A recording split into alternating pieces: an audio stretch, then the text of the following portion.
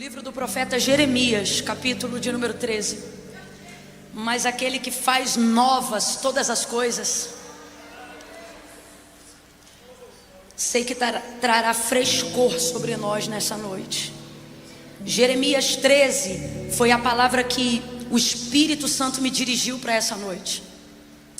Me parece que Deus quer falar conosco sobre coisas que a gente havia talvez não verbalizado, mas já estavam nos nossos pensamentos. Da seguinte maneira: se Deus não falar comigo, eu vou abrir mão dessa área, ou desta coisa, ou deste negócio, porque eu não me sinto tendo de Deus uma direção para continuar investindo em algo que não está dando certo. Me parece que são com essas pessoas que Deus quer falar agora. Jeremias capítulo 13, versículo 1 em diante. Quem achou, diga amém. Assim me disse o Senhor. Quem disse? E ele disse isso ao profeta Jeremias. Disse assim: vai, compra um cinto de linho e põe-no sobre os teus lombos, mas não o metas na água. Presta atenção, gente, porque é uma palavra com muita coisa figurada, então você tem que prestar muita atenção, tá? Assim me disse o Senhor: vai, compra um cinto de linho e põe-no sobre os teus lombos, mas não o metas na água.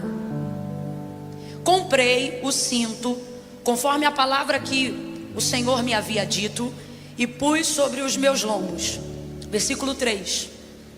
Então veio a palavra do Senhor a mim por segunda vez, dizendo: toma o cinto que compraste e que trazes sobre os teus lombos, e vai agora ao Eufrates e esconde-o ali na fenda de uma rocha. Esconde, fala comigo, gente, esconde. Esconde-o ali na fenda de uma rocha. Deixa eu ver se você está acompanhando direitinho. Esconde o quê? O cinto. O cinto era de quê? De linho. Esconde na fenda de uma rocha. Eu fui e o escondi junto ao Eufrates, como o Senhor me havia ordenado. E ao fim de muitos dias, disse-me o Senhor: vai ao Eufrates e toma o cinto que eu te ordenei que escondesses ali. E eu fui ao Eufrates e cavei e tomei o cinto do lugar onde o havia escondido, mas o cinto se tinha apodrecido e para nada mais prestava. Então me veio a palavra do Senhor dizendo: do mesmo modo, assim diz o Senhor, farei apodrecer o orgulho de Judá e o grande orgulho de Jerusalém. Diga amém pela exposição do texto sagrado. É um conteúdo altamente profético. Altamente profético. Até a direção que Deus dá para Jeremias, ela é muito clara, mas a execução dela é altamente profética. E Jeremias consegue compreender isso.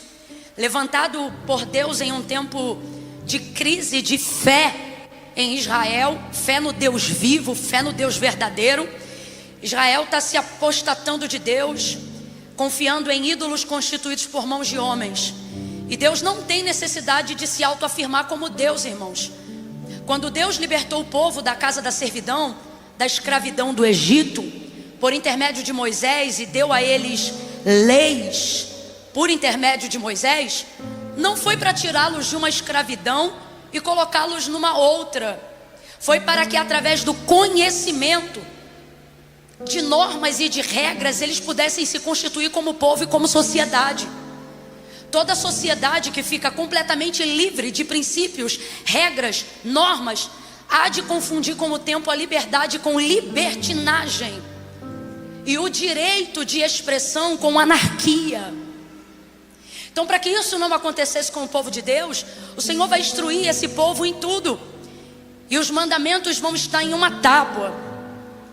E esta é a lei. E ela vai ter muitas medidas proibitivas, que não são medidas para destruir o povo, mas para construir.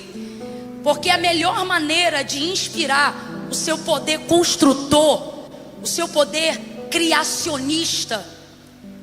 Não é dizendo que você pode tudo, é especificando limites do que você não pode. E assim você saberá tudo o que pode, sem irromper com o que não pode. É assim que a sociedade é formada. É assim que pais educam os seus filhos. Você educa seus filhos só dizendo sim para eles? Vamos falar a verdade? 80% da energia educacional de um pai comprometido, de uma mãe comprometida com a criação do seu filho, 80% dela é comprometida com não. Não toca aí, desce daí menino, não faz isso, não faz aquilo garoto, eu já te disse que não, mas mãe, por que não? Porque não é não. É muito mais não. Porque a gente está falando da construção do caráter, da libertação da mente, da imposição de limites por princípios. Não para que você fique retido, mas para que em cima de uma plataforma sólida e segura você possa construir qualquer coisa que seja boa. Entende?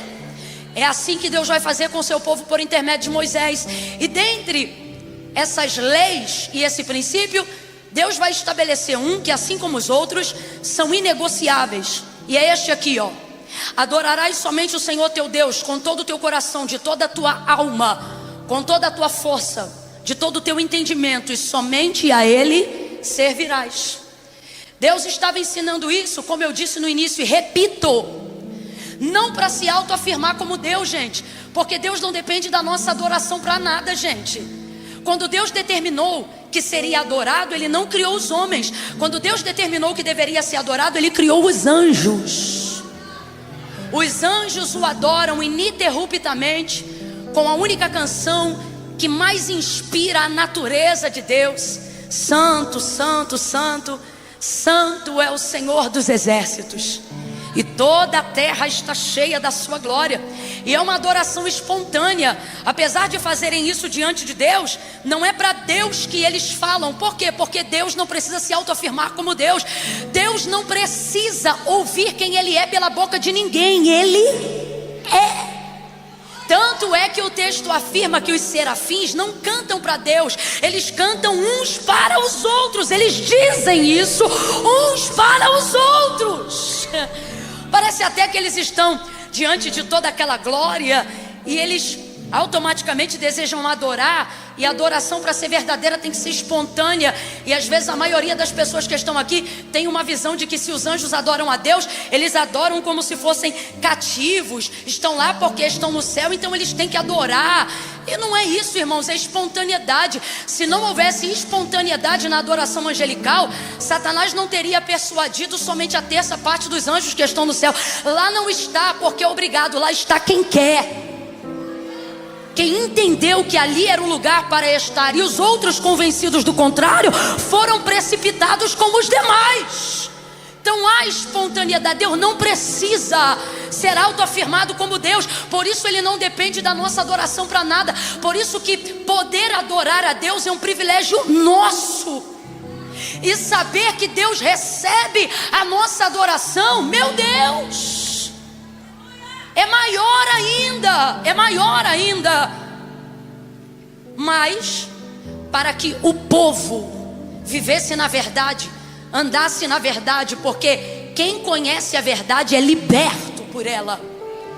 Então, para que isso acontecesse na mente daquele povo que vinha oriundo de uma caravana de escravos, porque foram 400 anos de escravidão no Egito, Deus vai transformá-los com uma libertação de mente, dando a eles o conhecimento da verdade, porque eles estão vindo de uma terra onde, querendo ou não, foram influenciados durante muito tempo que há um Deus para tudo, um Deus para o sol, um Deus para a lua, um Deus para as estrelas, um Deus para a terra, um Deus para a semente, um Deus para a semeadura, um Deus para a colheita.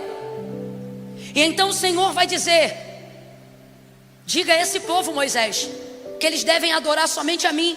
Mas não é porque eu preciso receber, é porque há libertação neles quando eles me dão. Libertação pelo quê? Pelo conhecimento da verdade. E então Deus vai corroborar essa fala em outros momentos. E outros profetas vão corroborar esse princípio. Isaías é um deles, Jeremias é outro, deixando muito claro que não se devem adorar outros deuses, não porque Deus se sinta ameaçado por nenhuma outra religião, crença ou ideologia humana, mas para que nós não tenhamos a mentalidade limitada por nenhuma outra coisa que senão a verdade. E de acordo com a fé judaica cristã, acreditamos nessa como única verdade: Jesus, único mediador entre Deus e os homens, o enviado de Deus por amor ao mundo para redimir a humanidade dos seus pecados, o Cristo ressurreto que venceu a morte e em breve vai buscar todos aqueles que confessam a Deus em seu nome, ao Pai. No Antigo Testamento podemos testificar isso de seguinte maneira: os profetas vão dizer: os outros que se dizem deuses e que são creditados como deuses em seus tempos, em suas eras, em suas tribos, em seus clãs. Aí ele vai falar, irmão, rasgado: tem boca, mas não falam; ouvidos têm, mas não ouvem; mãos têm, mas não seguram; pés têm, mas não caminham. Antes precisam ser carregados por aqueles que foram criados. Mas o vosso Deus não é assim.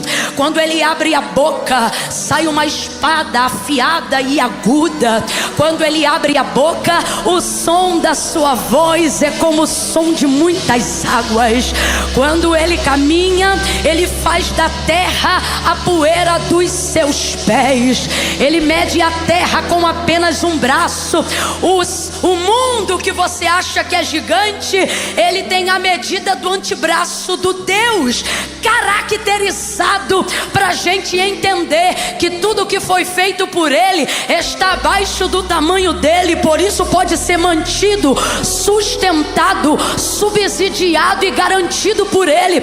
As águas profundas dos rios e oceanos, água doce, água salgada, cada medida de água, cada litro, cada gota, que não pode ser contado, porque tem água entre as nuvens, tem água no mar, tem água debaixo da terra, fontes superiores, fontes inferiores. Só que Isaías vai dizer: Ele ajunta todas as águas e elas formam uma minúscula gota em sua mão. Seus cabelos não são brancos porque Ele é velho, apesar de ser ancião de dias, seus cabelos são brancos para revelar o auge da sua santidade e da sua pureza, mais brancos do que a neve. Seus olhos são como chama de fogo.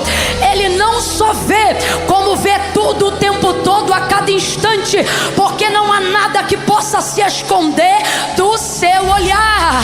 Os seus pés são como latão reluzente, e João disse: na sua coxa direita há uma escrita que diz: Rei dos reis e Senhor dos senhores. Pela boca de Isaías, pastor Eduardo já falou e eu repito: ainda antes que houvesse dia, eu sou, e não há quem possa fazer escapar da minha mão. Operando eu, quem impedirá? Os deuses que vocês chamam de deuses são constituídos por mãos de homem. O Deus verdadeiro é quem constitui o homem do pó da terra. Como poderá dizer o vaso ao oleiro: porque fazes assim? Assim sois vós na minha mão, ó casa de Israel. Como o barro não pode mandar no oleiro, assim o oleiro exerce poder e autoridade sobre vocês. Como poderia dizer este barro: porque fazes assim? O oleiro é que manda, o oleiro é que abate, o oleiro é que exalta, o oleiro é que amassa o barro. Diante dele cai toda mentira, toda idolatria, diante dele toda falsidade acaba como palha poída. Então, para que Israel entendesse que não é questão de autoafirmação, é questão de libertação, de entendimento, ele deixa claro: Moisés, esses são eles, esse sou eu, e é por isso que o povo deve me adorar. Porque os outros deuses aceitam ter outros deuses, mas eu não aceito nenhum deles. E o povo está se afastando. Então Deus levanta Jeremias, coloca uma palavra de conserto, uma palavra de... abre essa boca, coloca uma palavra de conserto na boca do profeta. E é nessa palavra de conserto que Deus vai demonstrar a sua misericórdia. Irmão, aonde houver palavra de conserto dada por Deus, pode ter certeza, no bojo da palavra de conserto também vem a misericórdia, porque Deus só corrige, castiga, disciplina, exorta aquele a quem Ele ama. Se você está vendo uma pessoa fazer muita coisa que não tem nada a ver, errado, pecando, entristecendo o Espírito Santo de Deus, e aonde ela chega não tem nenhuma palavra, a palavra não confronta, o louvor não confronta, a oração não confronta, ela nunca muda, a vida não muda, e parece que Deus não chama a atenção dela em nada. Não se levanta um profeta, ela não se sente impelida pela palavra, nenhum louvor constrange, quebranta, nenhuma oração redime, e você só vê essa pessoa aparentemente feliz, crescendo, prosperando. Nunca inveje o ímpio em seu caminho. E às vezes você só pensou em fazer uma besteira, Deus já levanta aqueles vasos que fala bem alto e já te expõe na igreja. Não é aquele que chama no secreto, não. É aquele que vem marchando e ainda diz assim: assim diz o Senhor, eu vi quando tu pensou tal e tal coisa. Eu sou dessa época. A gente ficava exposto no meio da igreja. Hoje dava processo, mas naquela época só dava arrependimento mesmo. E dizia: porque tu pensou assim? E tu, olha, tu nem falou, tu só pensou. Eu sou dessa época. Tu pensou tal e tal coisa. E a gente ainda tinha que confessar a vergonha em público, porque às vezes o vaso, o profeta, dizia assim: não foi assim que tu disse? Ficava exposto. Mas era Deus dizendo: não te perco, não te deixo confortável distante de mim. Você não vai ter paz na minha ausência, porque eu te quero mais do que o que você pensa que me quer. Então eu vou te corrigir, eu vou te dar com varinha nas pernas, vez ou outra eu vou te puxar pela orelha. Se eu precisar usar o meu cajado e te puxar com tanta força pelas pernas a ponto de quebrar a sua perna, porque eu não sei se você sabe, a curvinha do cajado do pastor era para pegar a ovelha pela perna quando ela saía do prumo. E dependendo da força que ele puxava, vez ou outra poderia quebrar. Só que aquilo ali era o pastor dizendo: eu não perco nenhuma, todas foram colocadas na minha mão. Então essa exposição, esse constrangimento, é Deus como um pai, como uma mãe dizendo: te amo e não te perco. E para quem ele levantou para dizer isso a Israel? A Jeremias. Jeremias disse: eu não sei falar. Ele disse: não digas que você não sabe falar, porque o que eu te mandar falar você vai dizer. Só que Deus só deu para Jeremias palavra de exortação, regada de misericórdia, mas com muita exortação, porque Deus estava irado. Completa aí para mim, por favor. Deus estava irado. Só que você tem que entender que a ira de Deus é uma coisa e o juízo de Deus é outra. Camila, eu ainda não entendi, você vai entender agora. Na ira, Deus ainda abre margem para a manifestação de misericórdia. Você lembra quando Deus disse assim a Moisés, porque o povo era muito rebelde no deserto e murmurava muito. Deus disse assim: tira esse povo de diante dos meus olhos, porque senão eu os consumirei no furor da minha ira. Então Deus estava anunciando que se eles continuassem assim, Ele ia consumir eles no furor da ira. O que Deus estava dizendo? Moisés, eu estou irado. Tem um outro episódio chamado Taberá, fogo da ira de Deus, que foi quando Deus manifestou fogo no arraial e o povo começou a clamar e a gritar para não morrer no meio daquele fogo. Aquele fogo era de Deus, mas não era para vida, era para despertamento, era para que o povo de Israel soubesse que Deus estava irado. Mas Deus não saiu matando todo mundo. Então veja, manifestação de ira. Aí o povo pediu a Moisés para clamar a Deus. Enquanto Deus estava irado, Moisés clamou. Deus teve misericórdia do povo e por segunda vez, apesar de estar irado, não consumiu aquele povo. Por quê? Na ira ainda há margem para a manifestação da misericórdia de Deus. Então quando Deus está irado, Deus levanta profeta com palavra de conserto. Quando Deus está irado, Deus permite acontecimentos disciplinatórios, não para te matar, mas para te livrar do juízo. Por quê do juízo? Porque na ira há margem para a manifestação da misericórdia. Por mais que ninguém aqui queira ver a faceta de um Deus irado, mas há margem. Agora no juízo não há margem para a misericórdia. No juízo Deus não anuncia mais nada. No juízo Deus não dá tempo de mais nada. No juízo não tem mais palavra profética. No juízo não tem mais gabinete pastoral. No juízo não tem mais 70 vezes 7. Já extrapolou tudo. No juízo não se mede mais o que poderá ser feito. No juízo só está pesado o que já foi feito. No juízo, eu vou falar de um jeito que vai assustar, mas eu preciso pregar a verdade como ela é. No juízo não adianta pedir misericórdia. Na hora do juízo, Deus manifesta o juízo. Por que que o dia mais temido da história é o dia do... Porque lá não cabe advogado, lá é só juiz. Enquanto estamos aqui, João vai dizer: filhinhos, não pequeis, mas se pecardes, fiquem calmos, vocês têm um advogado. E agora é adendo meu, esse advogado nunca perdeu uma causa, esse advogado nunca perdeu uma batalha, esse advogado sempre ganha e nunca perde. Filhinhos, não pequeis, mas se pecardes, tendes um advogado fiel e justo. Mas naquele dia o advogado vai estar promovido e ele não será mais advogado. Lá ele será juiz. E juiz não faz defesa, só faz sentença. Então no momento do juízo não há margem para misericórdia. Camila, por que você está falando isso? Porque se você estiver passando um estreito, se você estiver passando por momentos de conserto, se você está sentindo que a disciplina, que a consciência que mastiga as suas ações está mexendo com o seu interior, não é Deus dizendo não te quero mais, é Deus dizendo te quero tanto que tirei tua paz, para ver se você lembra onde está a fonte da sua alegria, a fonte do seu entendimento. Então vez ou outra Deus vai levantar um pregador, um profeta, um louvor, para te esmagar, para te espremer, para te estreitar. E nisto não está só a ira de Deus, está também manifestado nisso a sua misericórdia. Mas o povo não compreende isso. Eles acham que Jeremias só vem para pegar eles. Aí Deus vai fazer com ele no capítulo 13 uma coisa que fez em muitos outros capítulos, mas nós vamos fechar aqui no 13.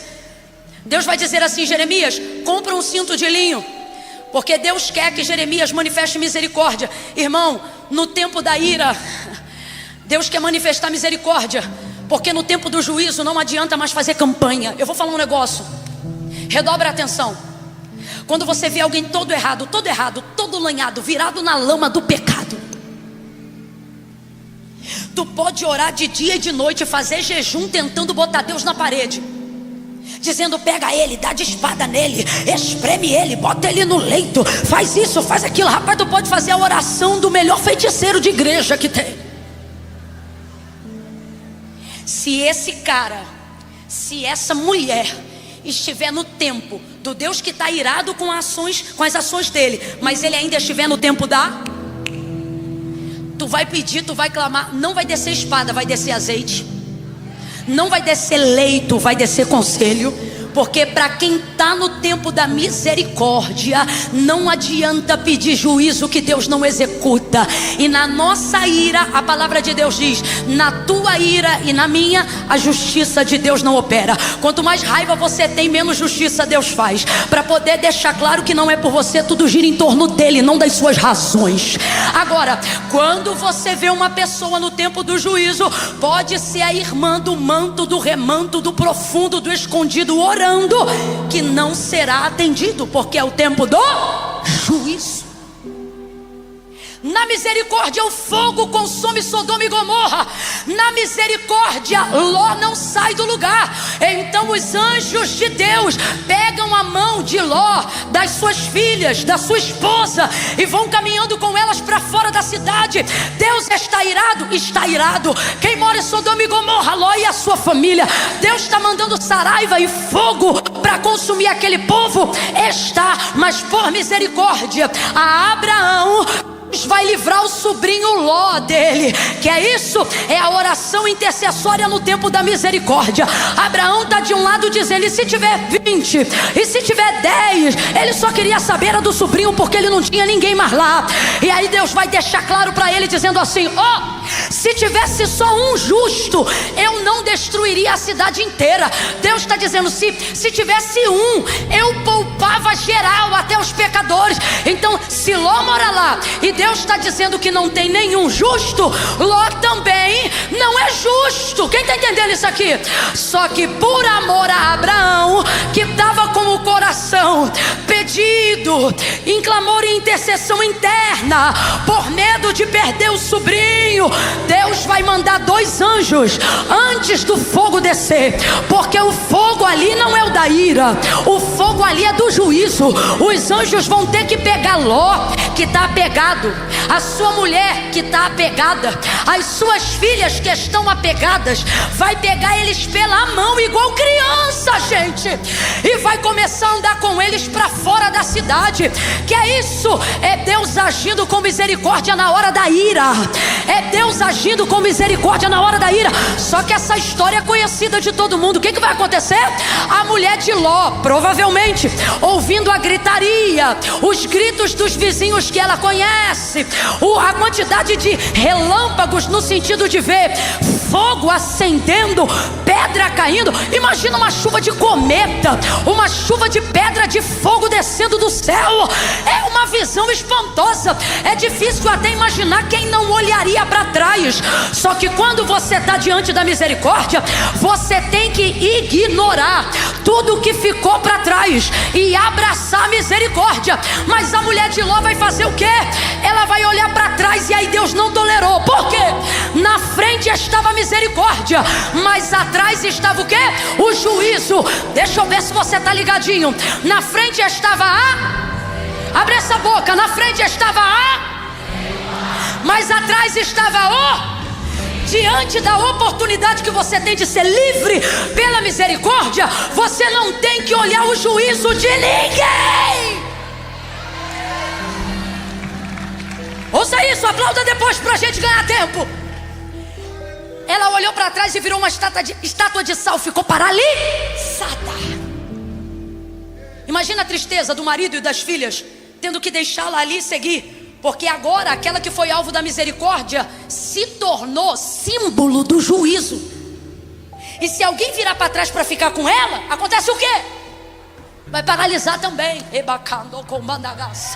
Essa palavra, ela não é fácil de entregar, mas não como pregadora, como profeta eu preciso dizer: o que Deus tem para você está para frente.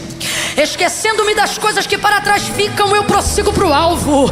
Eu corro não como quem corre para qualquer lugar, eu corro olhando para um prêmio, disse Paulo, e esse prêmio é a vida eterna. Quem quer abraçar a misericórdia não pode ficar olhando para o que passou, não pode ficar olhando para o juízo dos que os outros receberam. Olha pela misericórdia, faça como Abraão, peça a Deus misericórdia. Às vezes você gasta mó tempão da tua vida pedindo para Deus fazer justiça. Ai, Deus, faz justiça. Ai, Deus, faz justiça. E Deus está dizendo: é melhor tu pedir para eu fazer misericórdia, porque se eu fizer justiça, até tua casa entra na espada. Mas com a misericórdia, Deus livra. Então isso aqui, o capítulo 13, é uma ação de conserto que revela o quanto Deus está irado, mas que também revela o quanto Ele deseja manifestar. Deixa eu ver se você entendeu. Complete para mim. Ele quer manifestar o quê? Abre essa boca. Ele quer manifestar o quê? Eu quero dizer para você que todos os acontecimentos que têm parecido desastrosos até agora é apenas a mão de Deus te tirando da onde o fogo vai cair.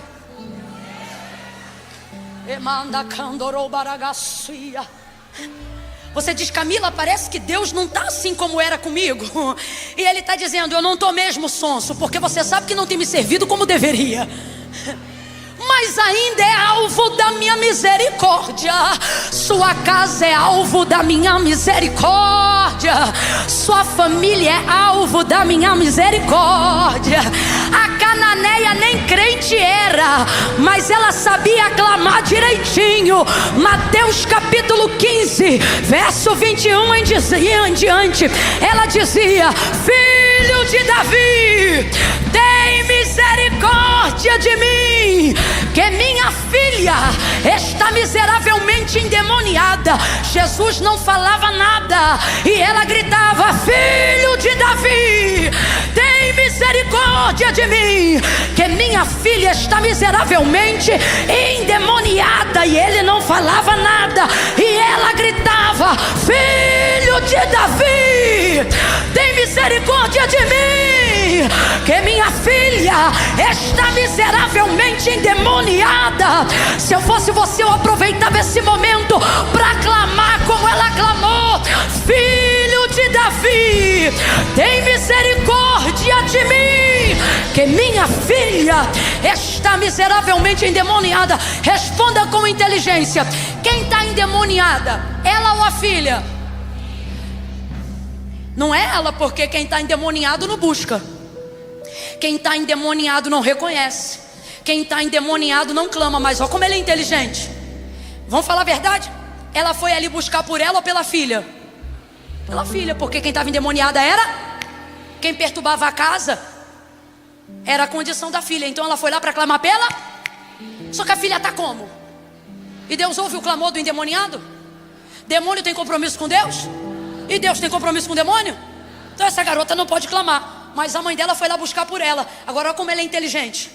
Ela não diz assim: tem misericórdia da minha filha. Pegou? Olha como ela é inteligente. Ela dizia: tem misericórdia? Por quê? Pedi, pedi e dá-se-vos-á. Buscar e achareis. Bater e abrir-se-vos-á. Porque o que pede, quem está pedindo é ela. Só que ela não pede por ela. Pedindo por ela, no fundo ela está pedindo pela. Ela não quer nada com o Senhor, mas tem misericórdia de mim. Agora eu vou falar bem no século 21, rasgado, que é para todo mundo entender. Senhor, ele é aviãozinho do tráfico, mas tem misericórdia de mim. Senhor, ele virou o dono da boca, mas tem misericórdia de mim. Senhor, ele agora está envolvido com corrupção ativa do colarinho branco, mas tem misericórdia de mim. Senhor, ele bebe e não acredita em cristianismo, mas ela está lá de joelho dizendo: tem misericórdia de mim. Ele está todo errado, viciado em pornografia, mas eu fiz uma aliança no teu altar até que a morte os separe. Por favor, tem misericórdia de mim que estou honrando o voto. Tem misericórdia de mim que estou te servindo. Tem misericórdia de mim que reconheço. Ela não diz: tem misericórdia de mim e mata minha filha. Quem entende o poder da misericórdia sabe que ela não cobre só uma coisa. Ela tem poder, como disse Deus a Abraão acerca de Sodoma e Gomorra, que se tivesse um justo, ele guardava a cidade inteira. Irmãos, o juízo de Deus é poderoso, mas as suas misericórdias são novas a cada manhã. Elas são infinitamente poderosas. A mulher está clamando por ela, para que a filha seja abençoada. O que Deus está dizendo para mim e para você? Ao invés de querer manifestar juízo, deixa isso comigo. Ocupe-se em pedir a Deus, porque às vezes a misericórdia que você está pedindo para o vizinho é a misericórdia que vai cobrir tua casa na hora que você precisar. Ainda bem que eu vi. Oh, glória! Foi o Senhor quem nos trouxe. Então, quem é o cinto de linho? A casa de Israel. Como é que está a casa de Israel? Toda errada. Bora lá? Como é que está a casa de Israel? Não, você está com medo. Como é que está a casa de Israel? Só que tanto todo errado ou não, ainda é a casa de. E Deus tem isso com quem é dele. Enquanto tiver de pé é meu, mas quando quebrar, ainda é meu. Enquanto for dele, ele vai levantar profeta até no sacolão. Ele vai usar gente no ônibus. Ele vai te trazer para o culto sem a tua vontade, a ponto de você chegar aqui e falar assim: cara, nem sei como eu cheguei hoje aqui, só Deus sabe. Deus dizendo: eu sei, fui eu que trouxe. Ele vai te segurar até esse horário, com você doido para ir embora. Mas ele vai te pegar de um jeito tão grande que você vai prender até a bexiga para não ir no banheiro, porque você entende que ele está falando com você. Ele faz essas coisas. é dele. Israel é. Não importa o que você pensa, Israel é. Não importa o quanto você julga, Israel é. Não importa o quanto você queira que ela se arrebente toda, ela ainda é. Não importa o quanto você quer que ela seja esmagada pelos seus pecados, ela ainda é. E enquanto ela for dele e tiver alguém para clamar misericórdia, ele será por ela. Sabe por que você está aqui? Porque se você não é o Jeremias, certamente Deus levantou um Jeremias para você. Cinto de linho, quem é? Israel. O cinto de linho é para representar Israel. E em 10 minutos eu encerro. O cinto de linho é para representar? Quando Deus diz compra o cinto de linho, Ele está dizendo investe. Deus manda comprar, mas não dá o dinheiro. Jeremias vai ter que investir do bolso dele. O profeta que tem a vida regada de misericórdia, ele não tem problema em investir no que Deus quer. Ele vai lá e compra o cinto de linho. O cinto de linho representa Israel. Vem comigo para a gente encerrar junto. O cinto de linho representa quem? Então ele é puro. Por que Deus manda ser de linho? Porque cinto é o testemunho. Cinto é a indumentária que você coloca no sacerdote para pendurar a roupa, para manter a roupa firme, presa ao corpo. Quando Deus manda Jeremias comprar um cinto, Ele está dizendo: esse cinto representa Israel, eles são meu testemunho. Ata ele nos teus lombos e não o metas na água, porque o linho é o único tecido que, uma vez colhido, você pode usar a trama dele para fazer a toalha, a roupa que quiser, sem precisar jogar nele goma artificial, porque ele tem uma goma original. E o que é a goma original do linho? É a impermeabilização própria dele. Quem aqui já gastou uma notinha para impermeabilizar um sofá? Para quando cair um produto? Quem aqui já fez isso ou sabe do que eu estou falando mesmo não tendo feito? Pronto. Os caras botam um produto que você não vê, é a goma. E aquilo ali, quando cair uma coisa ruim, um café, um suco de uva, não penetra no tecido, porque ele foi impermeabilizado. Vamos aqui para o Antigo Testamento. O que é isso? A goma. O que é essa goma? Por que o cinto é de linho? Porque enquanto Israel não se misturar,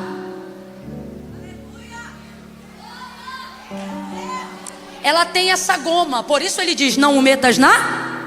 Porque a água é o diluidor natural. Se botar na água vai tirar a goma. Então assim, pega o cinto e não lava ele. O que ele está dizendo? Eu não quero esse cinto maleável, eu quero ele duro, firme. E qual é a maneira dele ficar firme? Preservando a goma. Quem é a goma? Se Israel é o cinto de linho, quem é a goma? Deus. Invisível, porém real. Está ali. Se Ele está ali, não penetra. Se Ele está ali, não destrói. Se Ele está ali, não desmancha. Se Ele está ali, ninguém vence. Se Ele está ali, ninguém rasga. Se Ele está ali, ninguém consome. A goma. A água eram as outras nações que queriam descaracterizar quem Israel era. Então tudo isso é um anúncio profético. Esse é o plano do inimigo: descaracterizar quem Israel é. E qual é a estratégia de Deus? Jeremias, para manter Israel exatamente como ela é, pura e sem mistura. Deus vai dar tempo para agir com misericórdia, enquanto Jeremias tem o cinto amarrado na cintura, porque ele diz: ata nos lombos. Ele continua pregando arrependimento, mas o povo não se arrepende. E depois de tempo, você leu comigo, depois de um tempo, quanto tempo? Não sei, mas Deus deu tempo. Meu Deus. Eu preciso pregar como se me dá ordem o Senhor nessa noite. Você está aqui pensando que é mais um culto, e Deus está dizendo: este culto é um relógio, sou eu te dando tempo. E no caso de Jeremias 13, irmãos, o tempo acabou. Porque depois de um tempo, que a gente não sabe quanto tempo foi, a voz do Senhor se manifesta novamente a Jeremias. Você leu comigo e ele diz: Jeremias, vai até o Eufrates, cava junto a uma rocha e esconde na fenda de uma rocha no rio Eufrates o cinto de linho. Deixa eu ver se você está ligado e ainda lembra. Quem é o cinto de linho? Quem é o cinto de linho? Enquanto ele está na sua cintura, prega arrependimento, mas eles não se arrependem. Então a ira de Deus vai ficando cada vez mais próxima do juízo e cada vez mais distante da misericórdia. Então ele vai dizer assim: olha Deus criando uma estratégia. Pega o cinto que tem sobre os lombos, vai até o rio Eufrates, cava e esconde ele na fenda de uma rocha. Jeremias vai até o Eufrates, cava, põe o cinto escondido. Você leu comigo, não tenha medo de dizer. Diga escondido. Fala, escondido. Não foi protegido, foi escondido. Olha o que Deus está dizendo: pega o cinto de linho, cava e esconde. Gente, é até esquisito usar a palavra Deus e esconde na mesma frase. O que Deus está dizendo é o quê? Esconde, esconde. Parece até uma coisa errada de fazer. Olha, mas é Deus que está dizendo: pega o cinto de linho, vem comigo de novo. Que representa quem? Abre essa boca, menino. Representa quem? E esconde. Quem está mandando esconder? Quem está mandando esconder? Parece que as vozes só vão para o lado que eu estou. O que está vendo? Ele está vendo com vocês aí? Segura essa fumaça que é muita nuvem. Daqui a pouco a gente vai achar que não é mais aqui. Meu Deus, ajuda a gente. Pegou o cinto. É sério, dá uma segurada nessa fumaça que eu me sinto sufocada.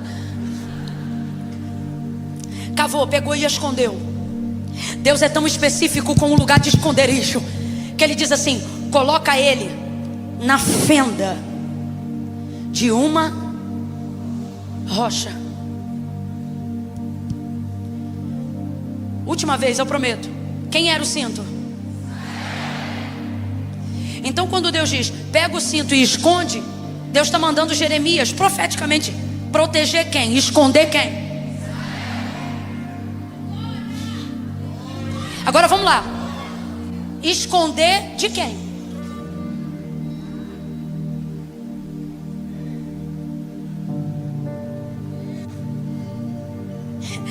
A gente tem que entender isso aqui. Irmão, Jesus não veio para livrar a gente do inferno, não. Jesus veio para nos livrar da ira de Deus, do juízo de Deus. Entende isso aqui? Nunca pecamos contra o diabo, só em favor dele. Olha para cá, redobra. Não vem que estou cansado. Redobra agora. Nunca pecamos contra o diabo. Nunca pecamos contra o inferno. Pelo contrário, todas as vezes que pecamos, pecamos em favor deles. Quando pecamos, pecamos contra quem? Deus. E a palavra de Deus diz: todos pecaram e destituídos, ou seja, separados foram da glória de Deus. Então vem com inteligência. Até você que está entrando numa igreja evangélica pela primeira vez, não é difícil de entender. O Espírito Santo está cooperando com a gente hoje aqui. Pecamos contra quem? Enfurecemos quem? Erramos diante de quem? Deus. Então quem está irado com a gente? Quem poderia consumir a gente? Quem poderia nos destruir? Mas Deus amou o mundo de tal maneira. Guarda isso, guarda isso. Ele estava irado com a gente, sim ou não? Estava ou não estava? Mas enquanto estava irado, estava criando um jeito de nos proteger dele mesmo. Por 2 vezes Deus disse a Moisés: tira teu povo de diante dos meus olhos, porque senão eu os consumirei no fogo da minha ira. Moisés vai dizer: meu povo não, teu povo. Deus protege o povo dentro da própria palavra do próprio Deus. Aí Deus dá mais um tempo para aquela geração murmuradora. Ouça isso. Teve um outro episódio que fala desse esconderijo. Lembra de Moisés? Esse não estava em pecado não, pelo contrário, esse queria ver a glória. Lembra? Como cantamos aqui, Moisés vai para o monte e quando está diante do Senhor, o que ele vai dizer? Mostra-me a tua glória, mostra-me o teu rosto, me deixa ver a tua face, eu quero conhecer quem o Senhor é, me deixa te ver de perto. Aí olha o que Deus vai dizer para Moisés: Moisés, o homem não pode me ver e continuar vivo. Aí Moisés continua clamando. Parece que Moisés tá tipo assim: nem que seja a última coisa que eu faço, é assim que eu quero morrer. Mostra-me a tua glória. Mostra. Aí ele diz: Moisés, o homem não pode me ver e continuar vivo. Se o homem me vê, ele vai. Mas porque Moisés clamava, Deus cria uma estratégia. Aí Deus diz assim: Moisés, aqui nesse monte, uma rocha, entra na fé. Ai meu Deus, quem já pegou, não espere eu terminar não. Se já pegou, pode glorificar antes. Agora, se não pegou, olha o que Deus está fazendo. Moisés, aqui neste monte uma pedra fendida, entra nela. Tu vai me ver de costa, e dentro dela você não vai morrer. Agora, se você for lá no texto, você vai ficar chocado. Deus não diz se protege. Deus diz assim, ó: esconde, esconde-te. O que ele está dizendo? Entra lá dentro, se encolhe e fica quietinho. Na nossa imaginação, a gente pensa que rocha fendida é uma mini caverna. Mas eu fui para estudar na época que eu olhei para esse texto, para saber qual era a diferença de caverna e de fenda. Porque Jeremias 13 fala de fenda, Colossenses fala de fenda, e também no encontro de Deus com Moisés fala de fenda. Diferente do termo aramaico utilizado para falar, por exemplo, da caverna de Adulão, aonde entrou Davi. Eu falei: Senhor, quando eu ouvi essa história, para mim, fenda e caverna era a mesma coisa. Aí Deus falou para mim: estuda. E eu fui estudar. O que é fenda? Fenda é uma rachadura provocada pela natureza, ou por um terremoto que veio por baixo, ou por um raio que tocou a terra por cima. 99,9% dos casos vem por cima. Quando vem por baixo, abre caverna. Mas quando vem por cima, abre fenda. Por quê? O que é a caverna? Para 2 ou mais pessoas. Quantas pessoas podem caber numa caverna? Eu não sei, a partir de 2 pode caber um monte. Agora, o que difere a caverna de uma fenda? Uma fenda só pode ser chamada de fenda se ela conseguir cobrir e proteger um homem inteiro. Então, quando Deus diz: esconde o cinto de linho na fenda de uma rocha, quando Deus diz para Moisés: esconde-te na fenda de uma rocha, Ele está dando um esconderijo muito específico. Não é um esconderijo que protege vários homens, é um esconderijo que só pode proteger um só de cada vez. Igualzinho salvação, é um só de cada vez, é um só de cada vez. Esconde-te na fenda daquela rocha. Moisés se esconde, Deus passa por ele, ele vê pelas costas e ele não morre. Agora vamos lá. Moisés pecou? Não. Mas ele queria ver Deus. E podia? Podia. Deus falou: se você me ver, você vai morrer. Então Deus cria uma estratégia para livrar Moisés de quem? Abre a boca, senão eu não ouço. Quem? Deus criou uma estratégia para proteger Moisés de dele.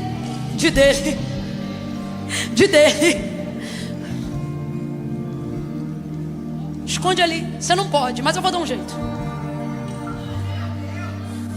Você não pode, mas eu vou dar um jeito. Esconde ali. Aonde? Abre essa boca. Aonde? Você não pode, você ia morrer, mas eu vou dar um jeito. Você não pode, você ia morrer, mas eu vou dar um jeito. Você não pode, você ia morrer, mas eu vou dar um jeito. Você não pode, você ia morrer, mas eu vou dar um jeito. Você não pode, você ia morrer, mas eu vou dar um jeito. Eu vou dar um jeito. Eu vou dar um jeito de te abrigar. Eu vou dar um jeito de te proteger. Eu vou dar um jeito de te encontrar bem próximo de uma rocha fendida. Uma rocha que provavelmente veio de algo que veio de cima. Porque se vem de baixo vira caverna, mas se vem de cima vira rocha fendida. Aí você vê Jeremias pegando o cinto de linho e Deus dizendo: esconde na fenda de uma. Deus está dizendo: protege Israel de mim, livra ela de mim, porque do jeito que ela está pecando contra mim, do jeito que ela está errando, do jeito que ela está obstinada, eu vou matar ela. Então o que eu vou fazer para não matar? Eu vou criar uma estratégia de proteger. É profético. Pega o cinto de linho e bota na fenda da rocha. O que Deus está dizendo para Jeremias? Jeremias, continua pregando para ver se ela se arrepende. Continua orando. O que eu vou fazer? No esconderijo eu vou dar para ela mais tempo de arrependimento. Camila, e o que isso tem a ver com Cristo? Tudo, porque Paulo vai escrever aos Colossenses e ele vai dizer assim: porque Cristo é a rocha fendida. Não é possível, você deve estar exposto. Você deve estar exposto. A gente passa por isso.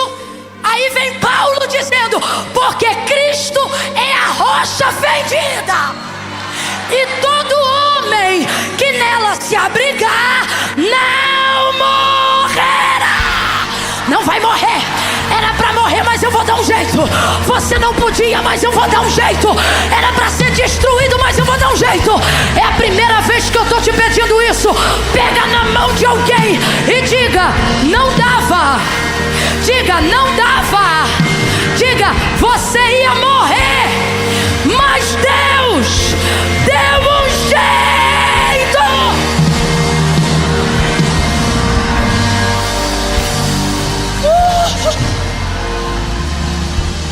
E Deus amou.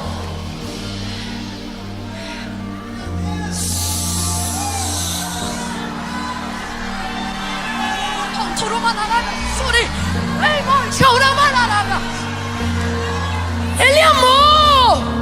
Fala assim pro vizinho: eu irei ele. Você não falou. Diga assim: eu irei ele. Se ele está fazendo cara de que é perfeito, diga assim: nós iramos ele.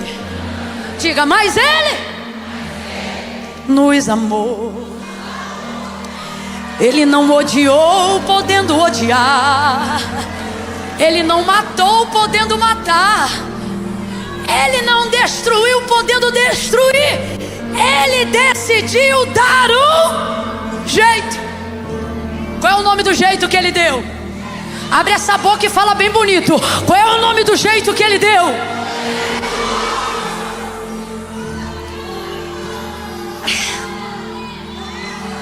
Aleluia! Aleluia!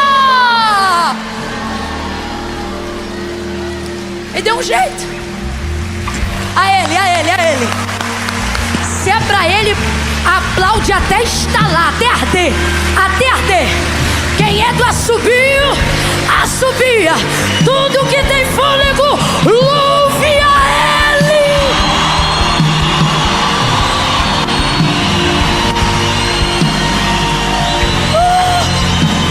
Aleluia! Ele é meu remidor. Ele é meu salvador. Ele se fez.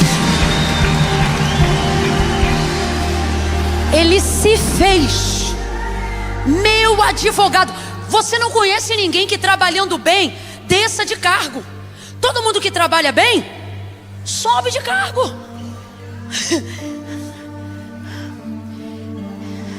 De juiz, ele disse: tá bom, você é advogado. Irmão, nada contra o advogado, mas um bom advogado sabe que no final quem decide é o... Naquele grande dia, ele será o justo juiz. Mas enquanto o dia não vem, por mais irado que ele esteja com você, ele ainda quer pegar tua causa e quer te livrar do teu Deus. Quando Deus diz a Jeremias, esconde ali na fenda da rocha, sabe o que Deus está dizendo? Eu vou usar uma linguagem, sabe, no populacho, para todo mundo entender. O que Deus está dizendo é assim, ó: protege Israel de mim. Aí você diz assim: Camila, como que alguém protege alguém de Deus? Só se Deus der a estratégia. Aí você diz: não, Camila, isso não faz sentido. Não faz sentido? Pergunta para a mãe que está de joelho dobrado dizendo: Deus, ele está todo errado, ele se desviou, mas ele é meu filho. Guarda ele da bala perdida, do assassino, da violência, da vingança. Irmãos, quantos testemunhos a gente já ouviu de gente que estava fadado à morte do pecado, porque o salário do pecado, mas porque tinha alguém que pegava o cinto de madrugada. Ai, ai, ai, ai, ai, ai, ai. E botava na fenda da rocha dizendo: Senhor, livra. O anjo da morte passava, caía 1000 de um lado, 10.000 à direita, mas o filho de quem botou na fenda da rocha provava da misericórdia. Há um mover de Deus aqui. Feche os seus olhos, porque nessa noite, ou você é cinto, ou você é Jeremias. Se você é Jeremias, começa a esconder o cinto na fenda da rocha. Bota o cinto na fenda da rocha nessa noite. Pede Deus para proteger esse marido. Pede Deus para guardar esse filho. Esconde em Jesus. Esconde em Jesus. Não diz por amor a mim, não, diga por amor do teu filho Jesus, porque a rocha é Jesus. Quem protege é Jesus. Quem tem misericórdia é Jesus. Quem livra do laço é Jesus. Quem fecha a sepultura é Jesus. Quem tira da amargura é Jesus. Quem cura é Jesus. Quem repreende o espírito suicida é Jesus. Então abre a tua boca, e se você é Jeremias, clame a Jesus. Jesus, Jesus, Jesus. Ah, Camila, ok. Você pregou, foi bênção, amém. Mas você leu com a gente o final do texto, e no final do texto aí você disse que depois de muitos dias a palavra do Senhor se manifestou de novo. E Camila, foi difícil dar amém, porque o que o texto diz é que depois que a palavra se manifestou, Deus mandou ele voltar lá onde cavou o cinto, e mandou tirar aí o cinto cetinha. Alguém se lembra e tem coragem de dizer? Como é que o cinto estava?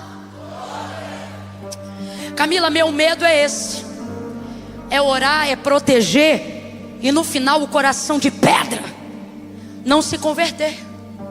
Só que você tem que ler direitinho. Quando Jeremias volta lá e tira o cinto que estava, o Senhor fala assim com Jeremias: de igual forma eu vou fazer com o orgulho de Judá e com a soberba de Jerusalém. Então diga para mim, quando o cinto fica podre, Deus diz que vai apodrecer Israel? Você leu comigo, fica com o texto, não fica com a tua imaginação não.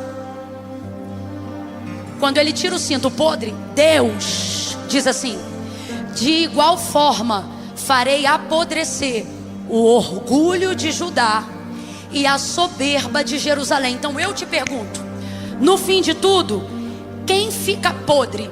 Israel ou orgulho? Jerusalém ou a sua soberba? Não cabe a você o que vai acontecer dentro da fenda. Que isso, Camila? Pare de orar a Deus dizendo o que Deus tem que fazer. Apenas ore para que Deus faça como Ele quiser fazer. O que isso significa? Significa que qualquer cinto soberbo, orgulhoso, sujo e pecador pode ser colocado dentro da fenda. Agora, o que a fenda vai fazer é problema da rocha. Vou falar como Deus está mandando. Deus está dizendo assim: bota do jeito que tiver e deixa que eu tiro o que não puder ficar. Deixa que eu apodreço o vício. Deixa que eu apodreço o orgulho. Deixa que eu apodreço. Por quê? Porque eu perco a matéria, mas não perco a alma. Eu perco as características anteriores, mas não perco o propósito. Deus não vai perder Israel. Então você que é Jeremias, continue investindo. Ore por esse filho. Marido, esposa, trabalho, empresa. Eu não sei qual é o teu cinto. Bota ele na fenda da rocha e deixa Deus trabalhar. Agora, eu não poderia terminar aqui nessa noite sem perguntar onde estão os cintos. Gente que vem à igreja, ouve a palavra, sente a presença de Deus, mas a comprovação do seu arrependimento não é sentir Deus, é tomar uma decisão. Camila, enquanto você pregava, eu não me sentia o profeta, eu me sentia o cinto. E eu jurava que no final eu ia terminar podre. Mas Deus te trouxe hoje aqui para dizer: quem termina podre é o que tentou te impedir de ser cinto. O que você é, você é. Você precisa se comportar à altura do que Deus te fez. Hoje, eu nunca fiz isso aqui em todas as quartas. Eu sempre busco incentivar para você tomar coragem. Eu digo assim, ó: 1, 2, 3. E aí você levanta a mão, ou vem aqui na frente fazer uma aliança. Mas hoje eu não vou fazer isso. Eu não estou autorizada por Deus a te motivar além do que o Espírito te motivou na palavra. Se você ouviu essa palavra, frequenta a igreja. Ainda que não seja daqui, de qualquer outro lugar, você vai a culto. Ah, Camila, eu sou desviado quarta noite, depois das 10, na igreja. Você é no máximo um afastado, um cinto que está fedido, mas ainda é cinto. Um cinto suado, um cinto, mas é cinto. E hoje, não é caverna não, é rocha. Camila, como é que eu sei que a rocha é Cristo? Porque a palavra do Senhor diz que o homem não tem coisa alguma se do céu não lhe for nada. Cristo veio da onde? Céu.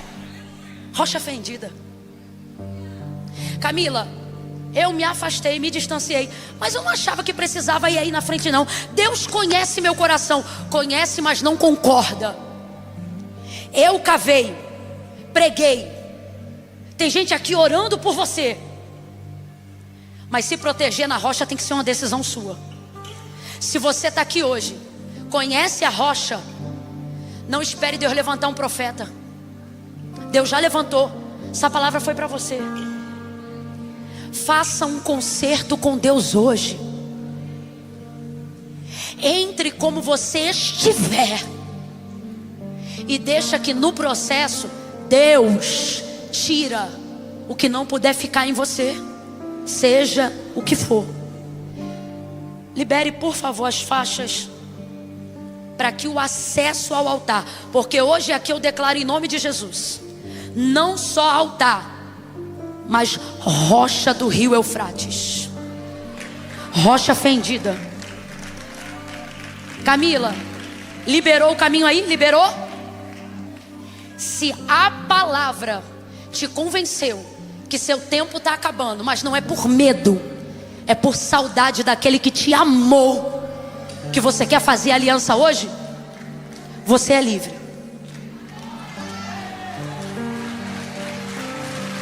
A gente estava para cantar Impressionante Amor, não?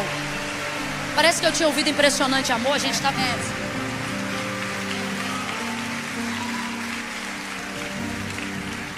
Não demore, venha logo. Se é você, vem logo.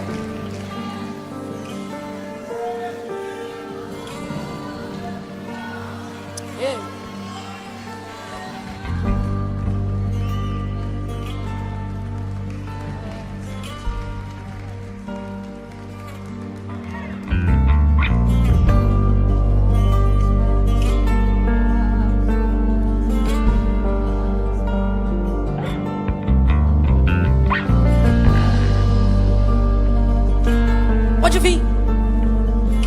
A rocha fendida está aqui. Pode vir.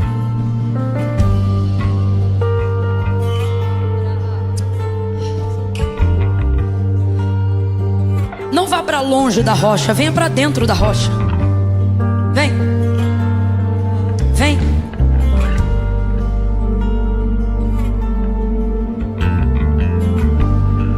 Eu não estou chamando essas pessoas que eu vou dizer agora. Agora. Não estou chamando. Eu quero fazer uma pergunta para vocês que estão aqui no altar. Prestem atenção. Tem alguém aqui no altar nessa noite? Tem alguém aqui? Escute isso, parece loucura, mas eu estou debaixo de obediência.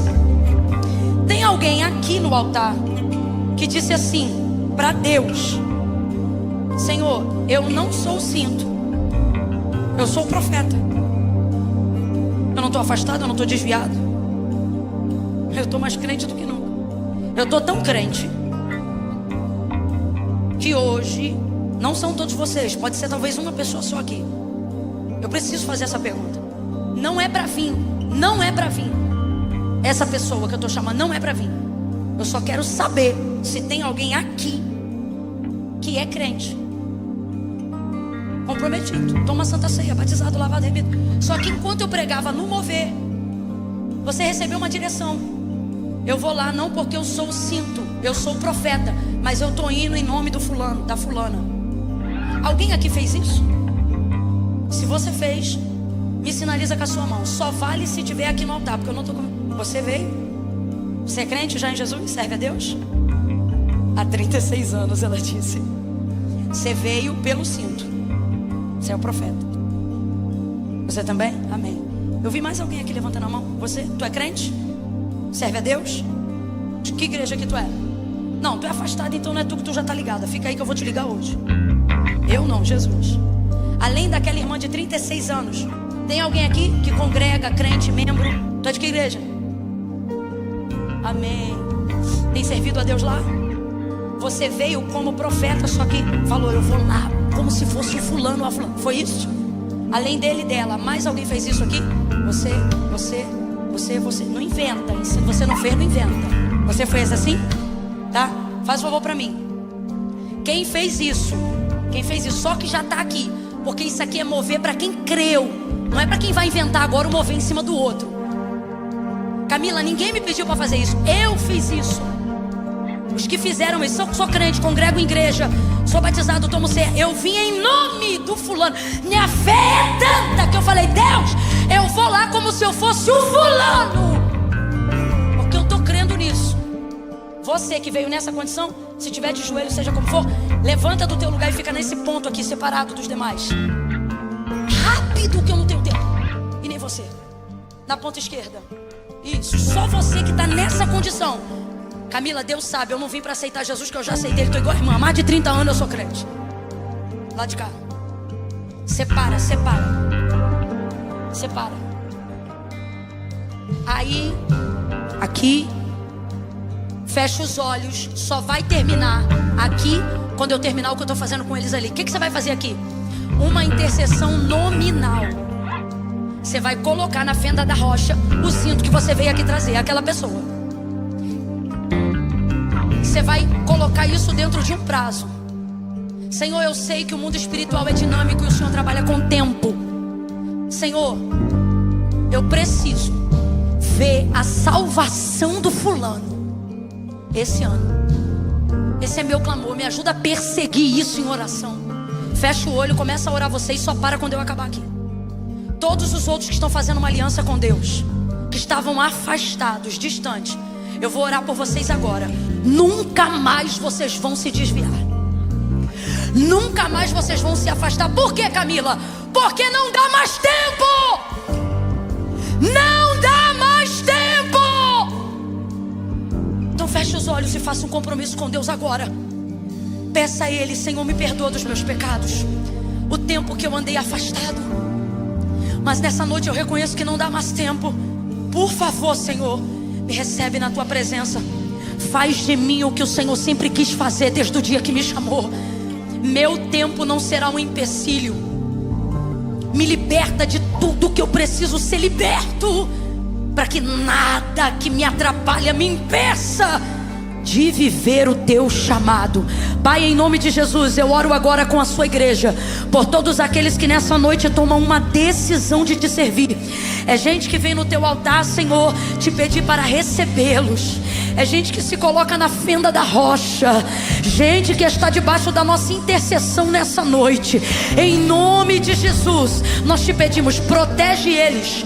Todo ataque que estava orquestrado para destruir a vida deles e com isso perder a alma deles, cai por terra agora. Nós queremos profetizar vida e vida com abundância, vida para viver todos os dias vivendo a tua vontade aqui na terra. Enche eles do teu espírito, perdoa eles, perdoa os seus pecados, cumpre o que tu disseste que faria. Quando tu disseste que tudo que nós ligássemos na terra seria ligado no céu, nós ligamos o perdão dos seus pecados, a sua transformação e a salvação das suas almas. Aonde havia um espírito maligno tentando oprimi-los, nós repreendemos agora. Saia para nunca mais voltar da vida deles, da casa deles e de tudo que leva ao nome deles. É no nome de Jesus, é no nome de Jesus. Quem está de joelho, fica de pé no nome de Jesus agora. Fica de pé no nome de Jesus agora. Não volte para o seu lugar. Eu ainda estou debaixo de um mover aqui. Fique de pé, fique de pé. Oh, glória! Se tem mais alguém grato pelo que a fenda da rocha fez, abre essa boca e vai glorificando. Estende a sua mão. Os que entregaram a vida para Cristo, faz uma gentileza para mim. Aperta para cá, aperta para cá, aperta para cá, aperta para cá. Aperta. Aperta que tu vai tomar banho ainda hoje, não é possível. Aperta, aperta, aperta, aperta, aperta, aperta, aperta. Vai, gente, chega para lá, deixa eles apertar aí, deixa eles apertar. Segura. Os que vieram numa fé tão grande que disseram: Senhor, o fulano não está aqui, mas eu vou lá como se eu fosse fulano. Chega para cá, chega de volta, chega de volta. Quem está aqui, estende a mão em direção a eles. Vira para casa. Isso. Bora, vem receber bênção, vem. Aperta aqui vocês. Vocês que sabem que são vocês, aperta. Estende a mão para eles. Estende a mão para eles. Fala: os próximos. Profetizem, vocês estão debaixo de uma unção agora. Diga isso, porque ali tem familiar, tem gente em situação difícil que precisa de salvação esse ano. Não vai dar para esperar para o ano que vem, tem que ser esse ano. E o nosso clamor pode ajudar. Estenda a sua mão, você que já foi salvo, e diga: os próximos. Bora, igreja, cadê Lagoinha Alphaville? Os próximos serão salvos na sua casa. Chama o nome dele na tua boca, o nome dela, o nome da pessoa que você veio representar. Vai chamando, vai chamando. Diga: os próximos serão na sua casa. Levante a mão agora e diga: salvação e glória, restauração vai chegar na sua casa, em nome de Jesus. Diga amém. Olha para cá, vou contar de 1 a 3 agora. Quando eu disser 3, vocês que estão aqui vão acompanhar os discipuladores que vão aparecer por ali, não é isso? Cadê a galera? Olha lá aquela menina que subiu lá no retorno. Siga-me. Olha lá ele. Quando eu disser 3, completa a obra. Eles querem te abençoar. Quando eu disser 3, vocês seguem. Hoje não vai ser assim não. Pode bater quanto for. Já falei que hoje não vai ser assim não.